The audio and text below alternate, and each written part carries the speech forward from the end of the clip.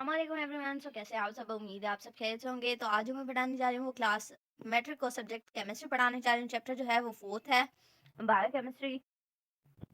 Topic start करने से पहले हमें जो है वो बायोकेमिस्ट्री जो चैप्टर है उसकी डेफिनेशन आनी चाहिए। सो पहले जो है वो हम उसकी डेफिनेशन पढ़ लेते हैं।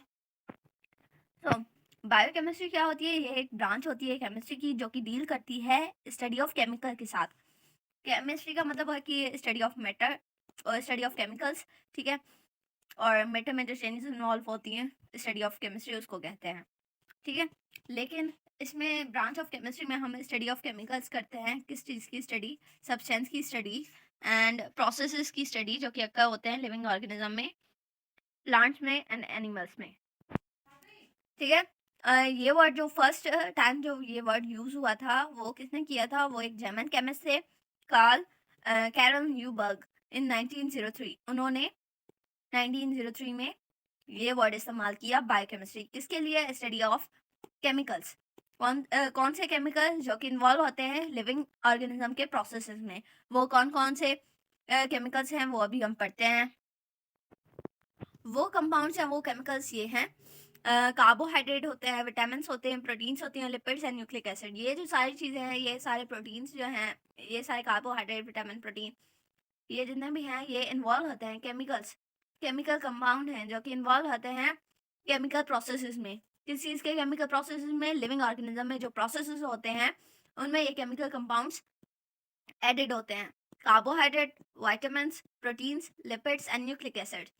सो पहले हम कार्बोहाइड्रेट्स के बारे में पढ़ लेते हैं कि कार्बोहाइड्रेट्स होते क्या हैं। Carbohydrates are naturally occurring organic compounds. ये जो हैं वो कुदरती पाए जाते हैं ऑर्गेनिक कंपाउंड। ऑर्गेनिक का मतलब होता है कि जो लाइफ से रिलेटेड हो या कार्बन कंटेनिंग हो, ठीक है। And are important component of our food. Carbohydrate जो है वो इम्पॉर्टेंट कंपोनेंट है। किस चीज़ का इम्पॉर्टेंट कंपोनेंट है? हमारे फूड का। हमारे फूड में ये जो है कार्बोहाइड्रेट्स वो मौजूद होता है, ठीक है। Generally they contain elements like carbon, hydrogen and oxygen. Carbohydrates में कौन कौन से एलिमेंट्स कंटेन होते हैं, कौन कौन से एलिमेंट शामिल होते हैं? कार्बन होता है, हाइड्रोजन होता है एंड ऑक्सीजन होता है। Mostly carbohydrates are represented by general formula. Carbohydrates को रिप्रेजेंट करने का एक जनरल फार्मूला होता है CX bracket H2O bracket Y। ये जो है इसका जनरल फार्मूला है इनको रिप्रेजेंट करने का। Because in these compounds hydrogen and oxygen are in the ratio as H2O, जबकि इन कंपाउंड्स में जो है वो हाइड्रोजन एंड ऑक्सीजन का रेशियो यही होता है कि H2O। However these compound do not contain water molecules. इन कंपाउंड्स में जो है वो वाटर मॉलिक्यूल्स नहीं होता। भले ही इनमें हाइड्रोजन और ऑक्सीजन का जो इनका मिकदार है वो सेम हो वाटर के मॉलिक्यूल जितना, लेकिन इनमें वाटर का मॉलिक्यूल जो है वो नहीं होता। So majority of carbohydrates are sweets in taste. ज़्यादातर जो कार्बोहाइड्रेट्स होते हैं वो मीठे होते हैं टेस्ट में। So they are also called saccharides. Carbohydrates या सैकराइड्स ये बात सेम है। कार्बोहाइड्रेट्स का वर्ड एंशियंट ग्रीक ने यूज़ किया था 19th सेंचुरी से पहले, लेकिन सैकराइड का जो वर्ड है वो लेटन ने यूज़ किया सैक्रम। सैक्रम का मतलब होता है शुगर। ओके, इतना बात क्लियर हो गई। Carbohydrates also have a property to rotate the plane polarized light। इसका मतलब है कि इनके पास प्रॉपर्टी होती है। किस चीज़ की प्रॉपर्टी होती है? रोटेट करना प्लेन एंड प्रोपलराइज लाइट को। ओके, इतनी बात समझ में आ गई। पोलराइजेशन ऑफ लाइट, ये जो बात अभी मैंने पढ़ाई वो इतनी इंपॉर्टेंट नहीं है, लेकिन ये जो है हम अभी कार्बोहाइड्रेट्स का ऊपरी ऊपरी हिस्सा पढ़ लेते हैं, डिटेल में काफ़ी नहीं जाते, ठीक है। Classification of carbohydrates on the basis of hydrolysis. There are 3 types of carbohydrate. Hydrolysis क्या होता है? कि वाटर के मॉलिक्यूल्स का टूटना, ठीक है। हाइड्रोलाइसिस वाटर के मॉलिक्यूल्स का टूटना, हाइड्रोजन और ऑक्सीजन में अलग अलग होना, ठीक है। इनके 3 टाइप्स हैं। कौन कौन से हैं? एक मोनोसेक्राइड, एक oligosaccharide and the third one is polysaccharide. पहले हम मोनोसेक्राइड के बारे में पढ़ लेते हैं। These are also called simple sugars। इनको सिंपल शुगर कहा जाता है। किस, ठीक है, इनको सिंपल शुगर कहा जाता है। जबकि पॉलीसेक्राइड को, ओलिगोसेक्राइड को, जबकि ओलिगोसेक्राइड जो है उसको मिल्क शुगर कहा जाता है, ठीक है। जो दूध में मीठापन होता है ना, वो ओलिगोसैकेराइड की वजह से होता है। ठीक है, इतनी बात आप लोगों को क्लियर हो गई होगी। अब पॉलीसैकेराइड के बारे में पढ़ते हैं। पॉलीसैकेराइड जो होता है वो एक ग्लाइकोजन होता है। ग्लाइकोजन मतलब जो कि एनिमल स्टार्च में होता है। ठीक है, सेल एनिमल स्टार्च में होता है, सेल वाल में होता है, वुड में होता है, लिनन में होता है, पेपर में होता है, कॉटन में होता है। ठीक है, इतनी बात आप लोगों को क्लियर हो गई। अब चलते हैं मोनोसैकेराइड की तरफ, इसको डिटेल में। मोनोसैकेराइड जो है वो वर्ड है ग्रीक लैंग्वेज का, जिसका मतलब होता है one. They are simple sugar, ये सिंपल शुगर होते हैं। These carbohydrate can not be further simplified और हाइड्रोलाइसिस, इनको जो है वो और सिंप्लीफाई नहीं किया जा सकता, इनकी हाइड्रोलाइसिस भी नहीं होती। Monosaccharide contain 3 to 10 carbon atoms. Monosaccharide के पास कितने होते हैं एटम्स? 3 से 10 तक कार्बन एटम्स होते हैं एंड मे बी सब डिवाइडेड, और इन 3 से 10 कार्बन एटम्स को सब डिवाइड किया गया है किस चीज में, किन चीजों में? ट्रायोसिस, टेट्रोसिस, पेंटोसिस, हेक्सोसिस एक्सेट्रा। ठीक है, depending upon the number of carbon को लेकर, मतलब जितने भी कार्बन होंगे तो उस हिसाब से इनको डिवाइड किया गया है। जैसे कि 3 कार्बन है, किसी भी मोनोसैकेराइड में 3 कार्बन है, तो उसको उसको कहा गया है ट्रायोसिस। ट्राई का मतलब होता है 3, टेट्रा का मतलब होता है 4, तो 4 कार्बन वाले एटम्स को टेट्रोस कहा गया है, और पेंटोस का मतलब होता है 5, पेंटा मीन्स 5, तो 5 कार्बन वाले एटम्स को पेंटोस कहा गया है। ठीक है, dependent upon the number of atoms they possess. ठीक है, glucose sugar, grape sugar. Glucose को क्या कहा जाता है? Grep sugar. ग्रेप मतलब जो फ्रूट में, ग्रेप्स में जो शुगर होता है उसको ग्लूकोज कहा जाता है। Belongs to aldoses and fructoses honey to ketosis are the example of monosaccharide। मतलब कि जो ग्रेप शुगर है वो बिलोंग करती है एल्डोसिस के साथ एंड फ्रक्टोसिस के साथ, और हनी जो है वो कीटोसिस के साथ, हनी जो है वो कीटोसिस का एग्जांपल है। ठीक है, इतनी बात क्लियर आ गई। अब है मोनोसेक्राइड। मोनोसेक्राइड में अगर हम वाटर ऐड करेंगे और हाइड्रोलाइसिस करवाएंगे तो कोई भी रिएक्शन नहीं होगा, कोई भी चीज जो है वो टूटेगी नहीं। ठीक है, अब है C6H12O6। ठीक है, ये ग्लूकोज का फॉर्मूला है। ग्लूकोज को अगर हम वाटर के साथ हाइड्रोलाइसिस कराएंगे तो कोई भी रिएक्शन नहीं होगा। As glucose is a necessary component of human blood, जैसे कि हमें पता है कि ग्लूकोज जो है वो नेसेसरी कंपोनेंट है। किस चीज का नेसेसरी कंपोनेंट है? ह्यूमन ब्लड का। ठीक है, it is also known as blood sugar. इसको इसको इसका और जो बाकी दूसरा जो नाम है वो ब्लड शुगर है। ठीक है, the normal range of blood glucose is 65 to 110 milligram. ठीक है, 65 से 110 मिलीग्राम तक जो है वो ग्लूकोज की रेंज है, नॉर्मल रेंज। अगर इससे ज्यादा हो गया, 110 से ज्यादा हो गया तो ब्लड में शुगर का लेवल ज्यादा हो जाएगा, और अगर इससे कम हो गया तो मतलब ब्लड में शुगर का लेवल कम हो जाएगा।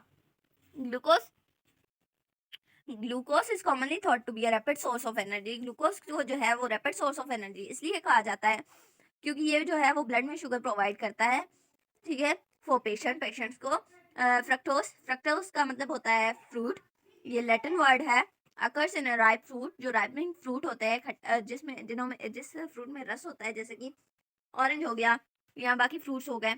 और हनी एंड शुगर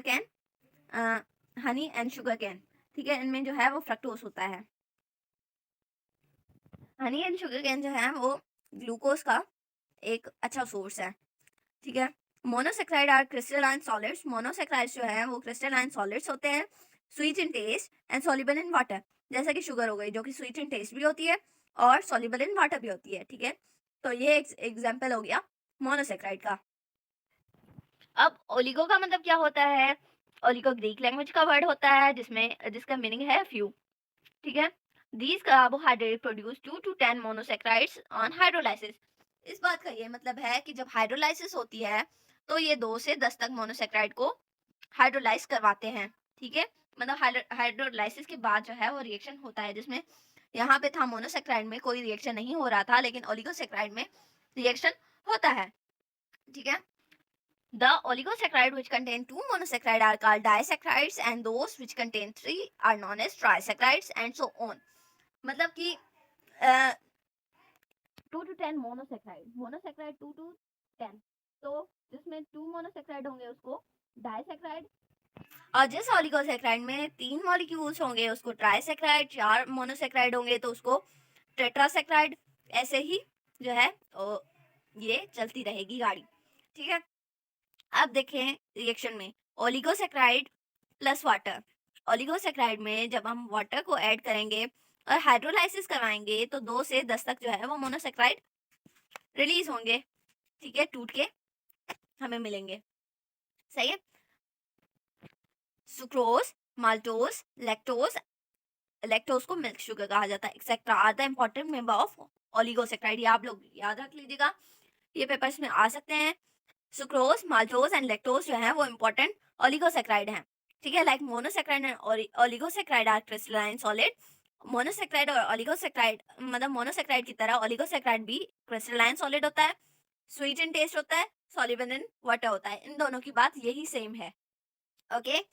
ये आप लोग याद रख लीजिएगा कि मोनोसैकेराइड में कोई रिएक्शन नहीं होता हाइड्रोलाइसिस के बाद, और ओलिगोसैकेराइड में 2 to 10 मोनोसैकेराइड जो हैं वो रिलीज होते हैं हाइड्रोलाइसिस के बाद। अब चलते हैं पॉलीसैकेराइड की तरफ। Polysaccharide, poly means many, poly का मतलब होता है मैनी, ये भी ग्रीक लैंग्वेज का वर्ड है। These carbohydrates produce more than 10 monosaccharide on hydrolysis. ये जो कार्बोहाइड्रेट्स हैं ये 10 से ज्यादा मोनोसैकेराइड को प्रोड्यूस करते हैं हाइड्रोलाइसिस के वक्त, ठीक है। These are also called polymeric carbohydrates. उनको पॉलीमेरिक कार्बोहाइड्रेट्स भी कहा जाता है। In these carbohydrates monosaccharides are connected by glycosidic linkage, ठीक है। मतलब इन कार्बोहाइड्रेट्स में monosaccharide are connected by glycosidic linkage. Monosaccharide जो है वो कनेक्टेड होता है ग्लाइकोसिडिक लिंकेज के साथ, ठीक है। पॉलीसैकेराइड को जब हम वाटर के साथ ऐड करेंगे तो हाइड्रोलाइसिस जब होगी तो मोर देन 10 से ज्यादा जो है वो मोनोसैकेराइड रिलीज होंगे, ठीक है। Cellulose is found in the cell wall. ये जो सेलुलोस है वो जो है वो फाउंड होता है, किन चीजों में फाउंड होता है? सेल वॉल में, ठीक है, वुड में, लकड़ी में, लीलन में, पेपर में एंड कॉटन में, ठीक है। Cotton contain 95% of cellulose. Cotton में 95% सेलुलोस होता है, और स्टार्च जो है वो अक्कर होता है किन चीज़ों में? सीरियल्स में, लाइक वीट, गंदम में, राइस में, चावलों में, बाजरा में और एक्सेट्रा। जैसे कि सीरियल्स जो हैं, बाकी सारे जो सीरियल्स हैं इनमें स्टार्च जो है वो मौजूद होता है, जैसे कि आलू हो गए। And the roots of glycogen को जो है वो एनिमल स्टार्च कहा जाता है, जो कि फाउंड होता है इनकी मसल्स में, लिवर्स में, लिवर ऑफ एनिमल्स के लिवर्स में जो है वो ग्लाइकोजन मौजूद होता है। Unlike monosaccharide and oligosaccharide, polysaccharides are amorphous solids, tasteless and insoluble in water. Polysaccharide जो है वो अमॉर्फस होते हैं, अमॉर्फस सॉलिड होते हैं और ये टेस्टलेस होते हैं, जबकि जो है ओलिगोसैकेराइड और मोनोसैकेराइड का जो है वो स्वीट टेस्ट था और वो सॉल्युबल थे वाटर में, लेकिन ये जो है वो इनसॉल्युबल होते हैं वाटर में। इस वीडियो में इतना ही, मिलते हैं नेक्स्ट वीडियो में, तब तक के लिए अल्लाह हाफिज़। चैनल को सब्सक्राइब कर दीजिएगा, लाइक एंड शेयर जरूर कर दीजिएगा।